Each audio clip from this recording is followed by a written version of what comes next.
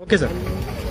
सोयगाव तालुक्यामध्ये सातत्याचा पाऊस या गेल्या 5 दिवसापासून पडू लागलो आणि याच्यामुळं मका असेल, कापूस असेल, सोयाबीन असेल किंवा अजून भरडधान्य मोठ्या प्रमाणावर नुकसान झालेलं आहे. या नुकसानाचे सर्व पंचनामे झाले. आता या 3 दिवसाच्या आत सर्वांच्या अकाउंटवर जे शेतकरी बांधवांनी ई-केवायसी किंवा त्यांचे अकाउंट आपल्याकडे आलेले आहे त्या सर्वांच्या अकाउंटवर या 3 दिवसामध्ये पैसे पडतील, जेणेकरून जो खचलेला शेतकरी आहे त्याला शासनाची मदत मिळेल.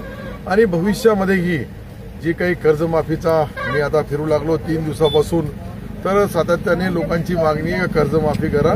त्यालाही कर्जमाफीच्या बाबतीत अंतिम निर्णय हे सरकार घेईल. परंतु मी या तालुक्याचा आमदार या नात्याने सोयगाव सिल्लोडच्या शेतकऱ्यांच्या ज्या भावना आहे त्या निश्चित येणाऱ्या अधिवेशनामध्ये आपण ते सकारात्मक सरकार आहे आणि निश्चित त्याची नुकसान भरपाई आणि कर्जमाफी या दोघांच्या विषयीही अंतिम निर्णय सरकारने आता आपल्या नुकसान भरपाईचे पैसे या 3 दिवसामध्ये अकाउंटवर पडतील असं मुख्यमंत्री महोदयांनी बोलले. उपमुख्यमंत्री एकनाथ शिंदे साहेब बोलले.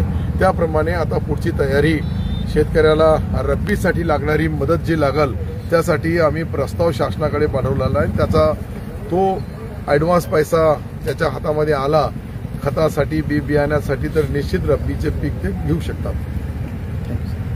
चला.